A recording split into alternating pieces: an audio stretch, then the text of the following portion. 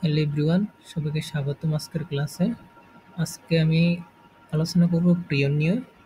অর্থাৎ প্রিয়ন হচ্ছে মাইক্রোবায়োলজিতে প্রিয়ন, ভিরোয়েট, তারপরে হচ্ছে মাইক্রোপ্লাজমার একটা পার্ট হচ্ছে প্রিয়ন। ওই প্রিয়ন নিয়ে আমি আলোচনা করব। তো দেখেন, এখানে প্রিয়নের প্রথমে হচ্ছে ভূমিকা। তো প্রিয়নের যতটুকু আছে আমি ততটুকু আলোচনা করব, যতটুকু আর কি পরীক্ষার জন্য লাগে ততটুকু আমি আলোচনা করব।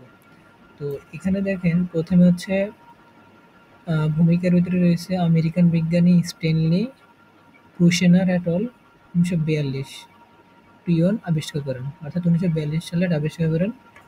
তিনি প্রোটোনিওকাক্কাস ইনফেকশন পার্টিকেলসকে সংক্ষেপে প্রিয়নস নামে অভিহিত করেন। প্রিয়ন হলো প্রতিলিপনক্ষম, সেলফ রেপ্লিকেটিং, সংক্রমণক্ষম প্রোটিন যার সাথে শনাক্তযোগ্য নিউক্লিক অ্যাসিড থাকে না। ল্যান স্টুয়ার্ট বেটস এর মতে প্রিয়ন হচ্ছে এক শ্রেণীর সংক্রমণক্ষম প্রোটিন যা মানবদেহের বিভিন্ন স্নায়ু বিক্রিয়ক সৃষ্টি করে। অর্থাৎ এটা হচ্ছে স্নায়ুতে বিভিন্ন ইনফেকশন করে। এরপরে দেখেন, স্ক্র্যাপি রোগে আক্রান্ত হতে প্রোটিন কণাই হলো প্রিয়ন। এটা কিন্তু গুরুত্বপূর্ণ। যদি আমি রং কালার করে দিই, হ্যাঁ, এই স্ক্র্যাপি রোগে আক্রান্ত মস্তিষ্ক হতে প্রাপ্ত প্রোটিন কণাই হলো প্রিয়ন। এরপর দেখেন, প্রিয়ন কোথায় কোথায় ছড়ায়। মানুষ, গবাদি পশু, ভেড়া, ছাগল, হরিণ, বিড়াল, সিফিলিস সহ ইত্যাদি স্তন্যপায়ী জীবের মস্তিষ্কে ধ্বংস করতে পারে। ওকে, এরপর হচ্ছে জীবের জীবনে জৈব তথ্য, বায়োলজিক্যাল ইনফরমেশন সংরক্ষণের মাধ্যমে হলো নিউক্লিক অ্যাসিড, ডিএনএ এবং আরএনএ। কিন্তু প্রিয়ন জীব কোনরূপ নিউক্লিক অ্যাসিড ছাড়াই নিজের অনুরূপ সৃষ্টি করতে পারে। ওকে, এটা মানে ডিএনএ আরএনএ ছাড়া নিজে নিজেই এটার অনুরূপ সৃষ্টি করতে পারে। ওকে, আমাদের প্রিয়নের ইন্ট্রোডাকশন শেষ হলো। এখন হচ্ছে চলে যাব প্রিয়নের আবিষ্কার, অর্থাৎ প্রিয়নের আবিষ্কারের পেছনে কতজন বিজ্ঞানী অবদান রাখছে সেটা নিয়ে একটু আলোচনা করব। তো দেখেন, ডিসকভারি অফ প্রিয়ন। চিকিৎসা বিজ্ঞানে কার্লটন গাসডুসেক 1957 সালে নিউগিনি মোখাকলের একজন স্থানীয় চিকিৎসকের মাধ্যমে জানতে পারেন যে এক ধরনের অদ্ভুত রোগ কুরু। এই রোগটা গুরুত্বপূর্ণ। কুরু নামে একটা রোগ আছে যা অনেক সংখ্যক মানুষের প্রাণ কেড়ে নিচ্ছে। এই রোগে শিশুরা ও মহিলারা আক্রান্ত হয়। হ্যাঁ, এই রোগে আক্রান্ত ব্যক্তি ধীরে ধীরে চলাফেরার ক্ষমতা হারিয়ে ফেলে, স্পষ্টভাবে কথা বলতে পারে না এবং মৃত্যু ঘটে। পরীক্ষার মাধ্যমে জানা যায় যে কুরু রোগে আক্রান্ত ব্যক্তি মৃত ব্যক্তির মস্তিষ্ক খাওয়ার কারণে আক্রান্ত হয়েছে। হ্যাঁ, এই প্রক্রিয়াকে বলা হয় মানব খাদ্য প্রথা বা ক্যানিবালিজম। এই গবেষণায় স্বীকৃতিস্বরূপ গাসডুসেক চিকিৎসাবিজ্ঞানে নোবেল পুরস্কার লাভ করেন। পরবর্তীতে চিকিৎসাবিজ্ঞানী উইলিয়াম হ্যাডলো ভেড়া ও ছাগলের স্ক্যারফি রোগের সাথে নিউগিনি মোখাকলের মধ্যে প্রচলিত কুরু রোগের মধ্যে একটি মিল খুঁজে পান। খুবই সুন্দর কথা। এরপরে হচ্ছে স্ক্যারফি রোগটি একটি সংক্রামক মস্তিষ্ক রোগ যা ভেড়া ও ছাগলের মধ্যে দেখা যায়। ধরেন, ভেড়া ছাগলের মধ্যে কিরকম দেখা যায়? ভেড়ার যেই উপরে পশম আছে আমরা যেটা বলি, তো ভেড়া ও ছাগল এগুলো অনেক চুলকায়। চুলকানোর ফলে ভেড়া এবং ছাগল আর কি ওইগুলা কিছু একটা সাথে দেয়াল বা গাছের সাথে ঘেঁষে তারপরে দেখবেন এগুলার ওই পশমগুলো উঠিয়ে ফেলে। ওইটাই আর কি কুরু। তো এরপরে 200 বছরে ধরে উৎপত্তির কারণ অজানা জানা ছিল। তিনি তার গবেষণায় বলেন যে কুরু রোগের জন্য একটি সংক্রমণক্ষম প্রোটিন দায়ী এবং তিনি এই স্ক্যারফির সাথে এটা তুলনা করেন। গ্যাসডুসেক এট অল 1966 সালে কুরু রোগটি একটি মানুষের ব্রেইনে সামগ্রী ইনজেক্ট করার মাধ্যমে ছড়িয়ে যায়। একটু আগেই বলছি, এটা 18 থেকে 12 বছর বয়সী শিশুরা এবং নারী এই রোগে বেশি আক্রান্ত হয়। এদের মধ্যে মৃত ব্যক্তির ব্রেন খাওয়ার প্রবণতা বেশি ছিল। এই কারণে তারা আক্রান্ত হতো। কুরু রোগটি ছড়িয়ে পড়ে গ্যাসডুসেকের পাশাপাশি বিজ্ঞানী জন স্ট্যানলি গ্রিফিথ এবং টি আলপার প্রমাণ করেন যে এটি কোনো ভাইরাসের কারণে নয়, বরং প্রোটিনের জন্য সৃষ্টি হয়। স্ট্যানলি ক্রুশেনার এই গবেষণার ধারাবাহিকতায় 1982 সালে প্রিয়ন শব্দটি প্রবর্তন করেন এবং তিনি বলেন এটি একটি যা সৌর প্রতিলিপি তৈরি করতে পারে এবং নিউক্লিক অ্যাসিড ছাড়াই সংক্রমণ ঘটাতে পারে। এই প্রিয়ন প্রোটিন অনেক ধরনের রোগ সৃষ্টি করতে পারে, যেমন পুরু, সিজেড-ডি, মেডকাউ, বিএসসি, সিডব্লিউডি। একটু পরে এগুলো বলতেছে, এখন আর কি একটু বলি। স্ট্যানলি ব্রুশিনার এই গবেষণার জন্য চিকিৎসা বিজ্ঞানে নোবেল পুরস্কার পান। এই হচ্ছে আমাদের আবিষ্কার, প্রিয়নের আবিষ্কার। এখন আমরা দুটো পড়লাম, প্রিয়ন পড়লাম, প্রিয়নের ভূমিকা পড়লাম, প্রিয়নের আবিষ্কার পড়লাম। এরপর আমরা চলে যাব হচ্ছে প্রিয়নের গঠন। হুম, এই যে প্রিয়নটা আছে, প্রিয়ন রাসায়নিকভাবে বৃহৎ আণুবীক্ষণিক যা কেবল প্রোটিন দ্বারা গঠিত। হ্যাঁ, জানা মতে এতে কোনো নিউক্লিক অ্যাসিড, ডিএনএ, আরএনএ থাকে না। দেখেন এইখানে একটা প্রিয়ন আছে, এখানে কিন্তু কোনো নিউক্লিক অ্যাসিডও নাই, প্রোটিন ডিএনও নেই, আরএনও নেই। হ্যাঁ, এটা অত্যন্ত ক্ষুদ্র, যা ভাইরাস অপেক্ষা ১০০ গুণ ছোট। এই যে এগুলো দেখতেছেন না, এই যে প্রোটিন এর সঞ্চয় রোগ সৃষ্টি, এই যে এগুলা। এর ওজন আনুমানিক ৪,০০০ থেকে ৯০,০০০ ডাল্টন এবং এটা হাইড্রোফোবিক প্রোটিন। হিউম্যান মাইক্রোস্কোপ দেখা যায় মহাকাশের গায়ে প্রিয়ন প্রোটিনের সাথে মস্তিষ্কের কোষের সেল সারফেসে গঠিত হয়। এর ব্যাস আনুমানিক ১০ থেকে ২০ ন্যানোমিটার। এরপর হচ্ছে প্রতিটি প্রিয়ন প্রোটিন ২৫০টি অ্যামাইনো অ্যাসিড দ্বারা গঠিত। এখানে যে প্রিয়ন প্রোটিনগুলো আছে, এগুলো হচ্ছে ২৫০টি অ্যামাইনো অ্যাসিড দ্বারা গঠিত। এই যে দেখেন অ্যামাইনো অ্যাসিড ইন সিট্রুম, এই যে এগুলো। ওকে, এরপরে চলে যাচ্ছি সাধারণ প্রোটিন। এটা গুরুত্বপূর্ণ। সাধারণ প্রোটিন হেলিক্স আকৃতির হলেও প্রোটিন অধিকাংশ ক্ষেত্রেই বি-শীট আকৃতির হতে পারে। এটা বলছে প্রোশিনার। প্রিয়ন প্রোটিন ফাইব্রের মতো একটি সাস হিসেবে কাজ করে। এই প্রান্তের সাথে মুক্ত প্রোটিন যুক্ত হতে পারে। রোগ ভেদে এবং পোষকের প্রজাতি ভেদে প্রিয়নের গঠনের পার্থক্য হতে পারে। প্রিয়ন প্রোটিনের ভাঁজের পদ্ধতি এই পার্থক্য সৃষ্টি করে বলে মনে করা হয়। প্রিয়ন প্রোটিনের এন্ড প্রান্তে সাধারণত দুটি লোব সৃষ্টি হয়, যাতে দুটি সমান্তরাল হেলিক্স থাকে। ইঁদুর থেকে সিরিয়ান হারমিস্টারের পার্থক্য হচ্ছে হারমিস্টারের এই দুটি লুপের মধ্যে মিথিওনিনের একটি সালফার বন্ধনের সংযোগ থাকে।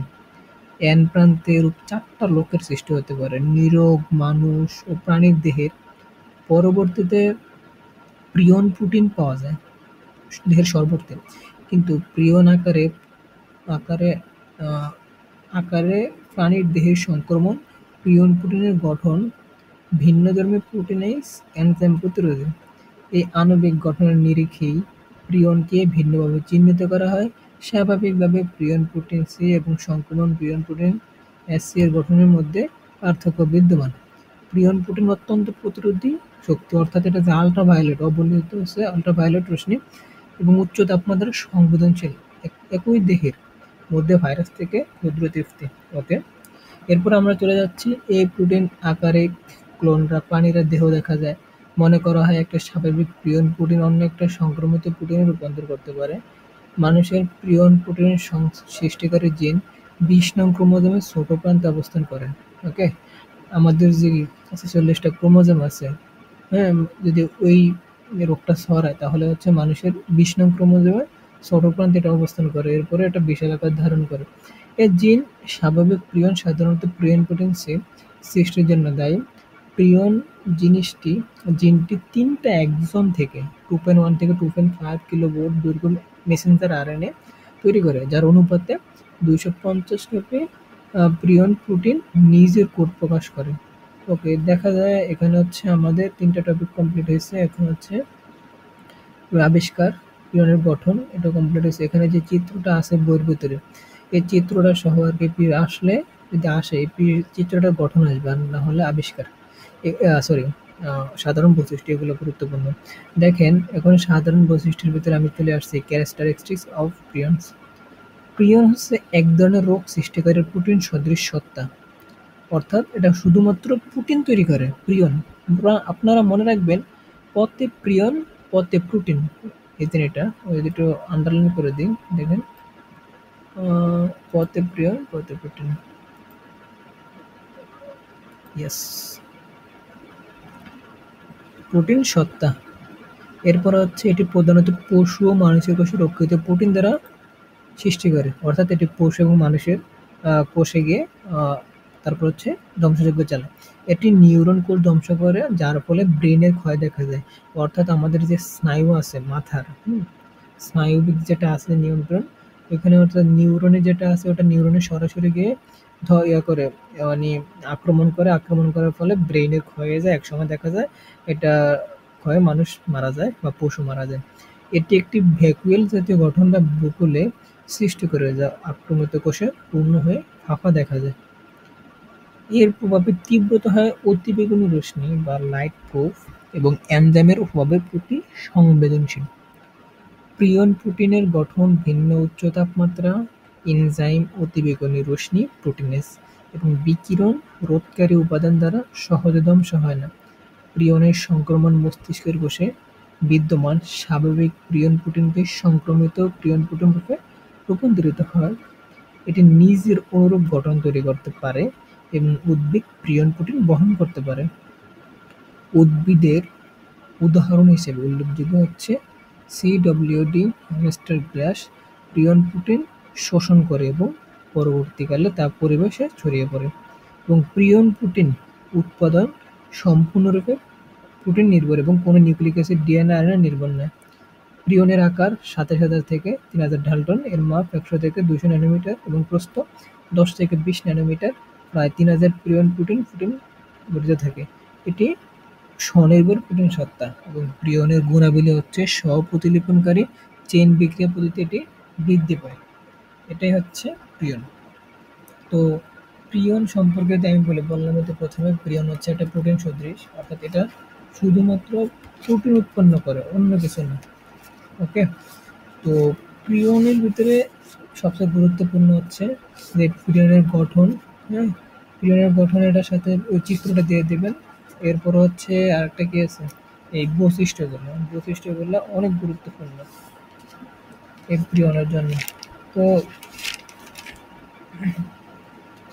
এরপরে যদি আমি চলে যাই, তো প্রিয়ন সম্পর্কে অনেকগুলোই বললাম। তো ধরেন এটা যদি আমি সামারি আকারে একটু বলি নিজের ভাষায়, ধরেন প্রিয়ন শুধুমাত্র একটা প্রোটিন অণু দ্বারা গঠিত।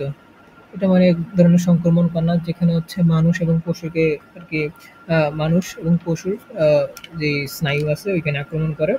আর এটা হচ্ছে ভাইরাস, এটা অনেক ছোট। প্রিয়ন যেটা আছে আমরা একটু আগেই দেখছিলাম এখানে, এই যে এখানে ভাইরাস থেকে ১০০ ভাগের ১ ভাগ, হ্যাঁ, এরকম। আর প্রিয়নের আয়তন ধরেন হচ্ছে ২৭ ন্যানোমিটার সামথিং। আর এটা হচ্ছে সেলুলোজ দ্বারা ছাঁকা হয়। আর প্রিয়ন শুধুমাত্র প্রাণীদের। এখানে দেখেন আমি একটা কথা বলছিলাম, প্রতে প্রিয়ন প্রতে প্রোটিন। আর আরেকটা কথা মনে রাখবেন, প্রতে প্রাণী। অর্থাৎ প্রিয়ন প্রোটিনও তৈরি করে, হ্যাঁ, ও তারপর হচ্ছে প্রিয়ন প্রাণীর দেহে আক্রমণ করে। প্রাণী কোনগুলো? গরু, ছাগল, মানুষ, এগুলোকে প্রাণীরা এগুলোতে আক্রমণ করে। আর সবচেয়ে বড় কথা হচ্ছে প্রিয়ন দ্বারা উদ্ভিদ রোগ সৃষ্টির ঘটনা এখন পর্যন্ত আবিষ্কার হয় নাই। তো এটা আর কি বেশিরভাগ হচ্ছে মরে যাওয়ার সম্ভাবনা 99%, 1% জানি না, এই আর কি। তো এটা হচ্ছে প্রিয়ন প্রোটিন যেটা, এটার প্রস্থ, দৈর্ঘ্য এগুলা একটু পরীক্ষার খাতায় দিলে ভালো হয় এই। আর যেটা বলছিলাম সেটা হচ্ছে মানুষের ২০ নম্বর ক্রোমোজোমে এটা থাকে। ২০ নম্বর ক্রোমোজোমে এই ক্রোমোজোমে আর কি প্রিয়নের যে জিনটা আছে ওটা আর কি থাকে এই। আর এটা ধরেন মানুষের যে টিস্যু আছে, ওই টিস্যুতে অনেক আক্রান্ত করে। এরপরে হচ্ছে ধরেন কি বলবো, এটা দেখতে অনেকটা স্পঞ্জের মতো। আর এটা যে সময় আক্রমণ করে এটা অসংখ্য গর্ত সৃষ্টি করে, বুঝছেন? এই তো এতটুকুই। প্রিয়নের বৈশিষ্ট্যের ভিতরে অনেকগুলোই বললাম। আহ, এটা প্রিয়নের বৈশিষ্ট্যের ভিতরে ছিল, তারপর গঠনের ভিতরে ছিল। এরপরে যদি আমি বলি প্রিয়নের অর্থনৈতিক গুরুত্ব। হুম, প্রিয়নের অর্থনৈতিক গুরুত্ব এটা একটু যদি বলি তাহলে ধরেন আহ, এটা কিরকম, প্রথমে বলে নেই। এটা হচ্ছে প্রিয়নের উপকারিতা যেটা আছে এটা এখন আবিষ্কার হয় না। ধরেন ধারণা করা হয় বিবর্তনের যে সৃষ্টি এটার গুরুত্ব রয়েছে, কিন্তু হচ্ছে এটা বিজ্ঞানী যারা আছে তো ওদের সম্পর্কিত জ্ঞান যেটা আছে ওটা বৃদ্ধির মাধ্যমেই আর কি সীমাবদ্ধ রয়েছে। তো প্রিয়ন প্রিয়ন হচ্ছে মানুষ এবং বিভিন্ন প্রাণী মারাত্মক রোগ সৃষ্টি করে থাকে। এটা একটা হচ্ছে অর্থনৈতিক গ্রন্থ। চূড়ান্ত পরিণতি হয় কি? মৃত্যু। এই কিন্তু এখানে দেখেন প্রাণী গবাদি পশুর ক্ষতি, রপ্তানি হ্রাস, চিকিৎসা খরচ বৃদ্ধি, জনসচেতনতা ও নিয়ন্ত্রণ ব্যয়, বিশ্বাসহানি বাজার ধস। তারপর হচ্ছে পশুর ক্ষেত্রে অর্থনৈতিক গুরুত্ব বললেন, গবাদি পশুর মৃত্যু, খামারিদের আর্থিক ক্ষতি, মাংস, দুগ্ধজাত পণ্য রপ্তানি বন্ধ, রোগ নিয়ন্ত্রণ, অতিরিক্ত খরচ, বাজার মূল্য হ্রাস। অর্থাৎ এটা মানে ক্ষতি ছাড়া কোনো উপকার অপকারিতা বুঝি না, এটার বেশিরভাগ হচ্ছে ক্ষতির দিক। এই এরপরে হচ্ছে প্রিয়ন দ্বারা কি কুরু রোগ হয়।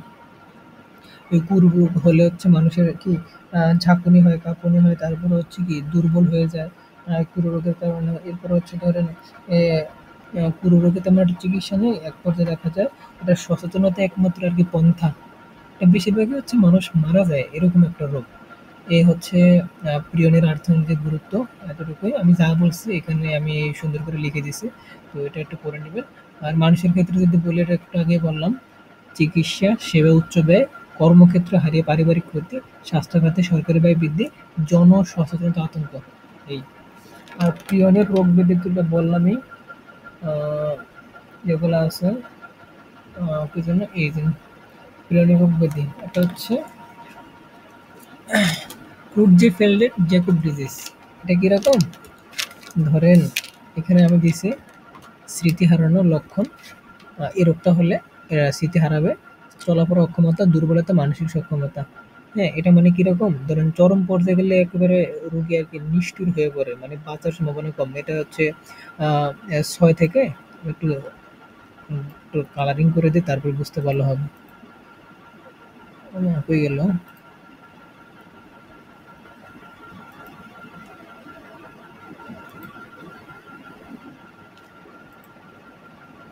এই উম,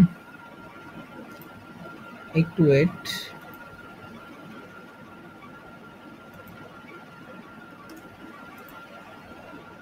এই যে এটা কোনো নির্দিষ্ট চিকিৎসা নেই, কেবল উপসর্গ নিয়ন্ত্রণ। তো আমি আরেকটু যদি বলি, ধরেন এটা ৬ থেকে ২ বছরের মধ্যে রোগী মারা যায়। এটা সতর্কতা অবলম্বনই মানে একমাত্র পন্থা।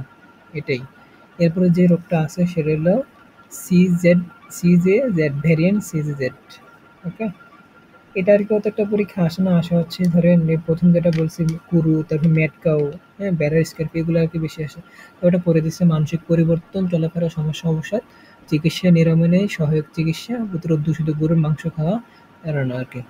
এরপরে সবচেয়ে গুরুত্বপূর্ণ এবং সবচেয়ে মারাত্মক যে রোগটা সেটা হচ্ছে কুরু। হ্যাঁ? কুরু রোগ হচ্ছে আ যদি আমি বলি, দাঁড়ান। এটা হচ্ছে হাসি থামাতে না পারা, দুর্বলতা, হাঁটার অক্ষমতা। এটার কোনো চিকিৎসা নিরাময় নেই। প্রতিরোধক্ষম, মানবদেহ লক্ষণ, বন্ধু, পাপুয়া, এটা নিউগিনি। একটি ঐতিহ্যবাহী প্রথা ছিল এই আরকি। পাপুয়া নিউগিনিতে এটা সবচেয়ে বেশি ছিল। এরপরে যেটা আছে এটাও একটা পরীক্ষা আসে না, তাও এটা একটু করে নিবেন। এতটুকুই। ফাটল ফ্যামিলিয়াল ইনসোমানিয়া, অর্থাৎ অনিদ্রা, বিভ্রান্তি, তারপর হচ্ছে মস্তিষ্কের কার্যকারিতা হ্রাস, চিকিৎসা নেই, জেনেটিক কাউন্সিলিং। এরপরে জিএসএস, হাঁটা সমস্যা, মানসিক উপসর্গ, এগুলো আর কি দেখা যায়। এরপরে ধরেন হচ্ছে পশুর যে রোগগুলো হয়, উপরে যেগুলো বলছে সেগুলো হচ্ছে মানুষের ওই রোগগুলো ছড়ায়। এখন ওকে পশুর যেগুলো আছে ওইগুলা বলবো। তো পশুর যেগুলো মেটকাও, হুম? মানে মেটকাও মানে এখানে গরু পাগল হয়ে যায়। হ্যাঁ? মানে পাগলা গরু নামে পরিচিত গ্রামে ২০০০ সালে এ রোগ ব্রিটেনে আকারে দেখা যায়। যেমন গরু ওই সময় হচ্ছে কি পুঁতে ফেলতো আরকি মাটিতে। বুঝছেন? ওই সময় এই যে যদি গরু এরকম দেখতো আক্রমণ বা এরকম অবস্থা, তখন হচ্ছে ওই সময় এগুলা মাটিতে পুঁতে ফেলতো। হ্যাঁ? এখানে হচ্ছে কোনো চিকিৎসা নাই। তারপরে হচ্ছে একটু পশু খাদ্য, পশুর টিস্যুর ব্যবহার নিষিদ্ধ। এই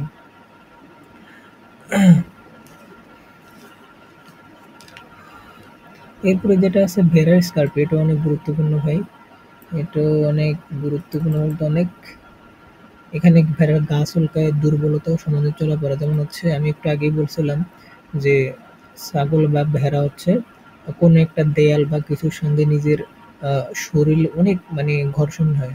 মানে ঘষাঘষি করে। করার পরে হচ্ছে ওইখানে তার যে উপরের চামড়াটা, চামড়ার উপরে যে পশমগুলা ওইগুলো সব শেষ হয়ে যায় আরকি। ফালিয়ে দেয়। এত চুলকায় এটা। এটা আক্রান্ত প্রাণী অপসারণ। এই হচ্ছে ভেড়ার স্কার্পি। ধরেন এই ভেড়ার যে স্কার্পি এটা হচ্ছে কেন্দ্রীয় স্নায়ুতন্ত্রের বিশৃঙ্খলা দেখা যায়। এরপরে ধরেন মাথা ঘোরা, বিকলাঙ্গ হয় যেটা বলছিলাম।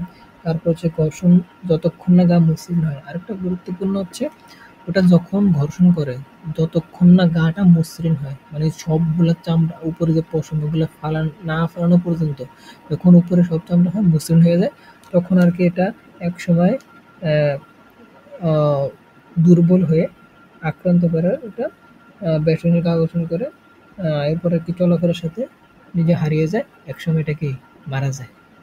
এই হচ্ছে স্ক্যারপি রোগ। তো অনেকগুলো বললাম, তারপর CWD হরিণ, এটাও পরে নেবেন একটু। এই ওজন হ্রাস, মাথা ঝুলে থাকে, দুর্বলতা নেই, সংক্রমিত হরিণ চিহ্নিত দূর করা। এটা আর কি হরিণের রোগ CWD। এটাও তেমন একটা পরীক্ষা আসে না, এই আর কি এটা না পড়লেও চলবে। উপরে যেগুলো বলছিলাম এই যে ভেড়া, স্করপিও, গরু, এগুলা নিউজিল্যান্ড, এগুলো সব পড়বেন। এরপর সাধারণ প্রতিরোধের ব্যবস্থা। প্রতিরোধ কিভাবে করবেন? আক্রান্ত প্রাণী ও মানুষের টিস্যু থেকে দূরে থাকা মাস্ট। অস্ত্রোপচারের যন্ত্র জীবাণুমুক্ত রাখা, অর্থাৎ যেটা দিয়ে কাটে বডি ওটা জীবাণুমুক্ত রাখতে হবে, সবসময় পরিষ্কার পরিচ্ছন্ন রাখতে হবে। সন্দেহজনক মাংস পণ্য এড়িয়ে চলা, অর্থাৎ হচ্ছে আমরা অনেকে গরুর মাংস হোক, খাসির মাংস হোক, এই মাংসগুলা অনেক হচ্ছে না দেখে বা না চেক করে খাই। তো এগুলোকে আমরা আহ, আহ, জীবাণু আর কি কি করবো, এগুলো আর কি দেখে শুনে খাবো। আক্রান্ত প্রাণী আলাদা রাখা এবং ধ্বংস করা। ধরেন আপনার ওই খামারে ভেড়া বা ছাগল যে কোনো কিছু থাকুক, ওগুলো আর কি যেগুলো আক্রান্ত ওইগুলো আলাদা রাখবেন, আর যেগুলো ভালো ওইগুলো আলাদা রাখবেন। এই ডিস্ট্রিবিউশন অফ প্রিয়ন, মানে প্রিয়নের বিস্তার। আর কতটুকু আছে, প্রিয়নের উপকারিতা, হ্যাঁ আর অল্প একটু আছে, তারপরে আমাদের শেষ। মানে প্রিয়নটা কিভাবে ছড়ায়। দেখেন, প্রিয়নের বিস্তার সম্পর্কে বিস্তারিত কিছু জানা যায় না। পুরসেনার 1994 সালে প্রিয়ন রোগের দিকে পর্যবেক্ষণ করেন। এ রোগের বিস্তার সম্পর্কে বিভিন্ন তত্ত্ব চালু আছে, যেমন কিছু বিজ্ঞানীদের মতে এটা প্রিয়ন প্রোটিন দ্বারা একই বিস্তার লাভ করে। সংক্রামক প্রিয়ন প্রোটিন রাসায়নিকভাবে পরিবর্তিত হয়ে থাকে। যখন অস্বাভাবিক প্রিয়ন প্রোটিন স্বাভাবিক মস্তিষ্কে প্রবেশ করে তখন সম্ভবত এটি মস্তিষ্কের সঙ্গে যুক্ত হয়ে নির্দিষ্ট এনজাইম প্রোটিনকে প্রভাবিত করে, যা প্রিয়ন প্রোটিনের গঠন ও স্বাভাবিক কাঠামোতে পরিবর্তিত করে। নতুনভাবে গঠিত অস্বাভাবিক প্রিয়ন প্রোটিন আবার স্বাভাবিক প্রিয়ন প্রোটিনকে আক্রান্ত করে। খুবই মজার কথা। এরপরে ২ নম্বরে যে বিজ্ঞানী আছে, ২ প্রোটিনের মধ্যে প্রোটিন দ্বারা বংশগতীয় তথ্য স্থানান্তরিত হতে পারে না, তাই সম্ভবত এই সংক্রামক প্রোটিন নির্মাণ প্রক্রিয়া সংগঠিত নিউক্লিক অ্যাসিডের খণ্ড সংক্রামক নিউক্লিক অ্যাসিড প্রোটিনের সাথে আন্তঃক্রিয়া করে রোগ উৎপন্ন করে। দেখেন এটা হচ্ছে এভাবেই আর কি প্রিয়নটা বিস্তার লাভ করে। এরপরে অন্যরা বিশেষ করে প্রিয়নের রোধের কারণে এটা অজানা ভাইরাস। হ্যাঁ, এই দেখেন এই হচ্ছে প্রিয়ন। সবার দেখেন এটা হচ্ছে প্রিয়ন, এটা হচ্ছে প্রিয়ন মাইক্রোস্কোপ যন্ত্র দ্বারা এটা দেখানো হয়েছে। এই অ্যামাইনো অ্যাসিড যেটা বলছিলাম একটু আগে, 250টা অ্যামাইনো অ্যাসিড থাকে। আর প্রিয়নের উপকারিতা, এটা আর কি বলবো, উপকারিতায় বেশি। তো তুই তার একটু বলি, জৈব বিবর্তনের ধারণা উন্নত করে, মানে প্রিয়ন প্রোটিন কিভাবে স্ব-রূপান্তরিত তা গবেষণায় প্রোটিন ভিত্তিক উত্তরাধিকার ও বিবর্তনের নতুন ধারা দিয়েছে। ২. স্নায়বিক কার্যকলাপ। এটা কি? কিছু প্রিয়ন প্রোটিন যেমন প্রিয়ন প্রোটিন সি সাধারণ অবস্থায় মস্তিষ্কের কোষের সংকেত আদান-প্রদান ও স্নায়ুকোষ বেঁচে থাকতে সাহায্য করে। এরপরে নাম্বার ৩, গবেষণায় সহায়ক। প্রোটিন বিকৃত স্নায়বিক রোগের প্রক্রিয়া বুঝতে প্রিয়ন একটি মডেল হিসেবে ব্যবহৃত হচ্ছে। বংশগত রোগ বোঝার ক্ষেত্রে সহায়তায়। প্রিয়নজনিত রোগগুলো জেনেটিক রোগের বোঝার ক্ষেত্রে নতুন দৃষ্টিভঙ্গি প্রদান করছেন। ফাইনালি সবার মনে রাখা উচিত, এখন পর্যন্ত প্রিয়নের অধিকাংশ পরিচিত রোগ ক্ষতিকর এবং এর আসল উপকারিতা মানুষের দেহে সরাসরি প্রমাণিত নয়, মূলত গবেষণামূলক গুরুত্বই বেশি। দেখছেন আমি যেটা বলছি ওইটাই। তো এতটুকুই ছিল আজকের আলোচনা। সবাইকে ধন্যবাদ ভিডিওটি দেখার জন্য। পার্ট বাই পার্ট আমি ভিডিও ছাড়বো এবং আমার এক ফ্রেন্ড আছে ও ছাড়বে। তো আপনারা হচ্ছে ভিডিওগুলো দেখবেন। আর আপনাদের আরেকটা প্রশ্ন থাকতে পারে, ভাই পিডিএফ গুলা কই পাবো? আমি হচ্ছে আমার হোয়াটসঅ্যাপ লিঙ্ক এখানে দিয়ে রাখবো, আমাকে নক দিলে পিডিএফ গুলা দিয়ে দিব। তো সবাইকে অনেক ধন্যবাদ ভিডিওটা দেখার জন্য। Thank you very much for listening to my speech, another day another topic. Stay well, stay health, thank you very much. আল্লাহ হাফিজ।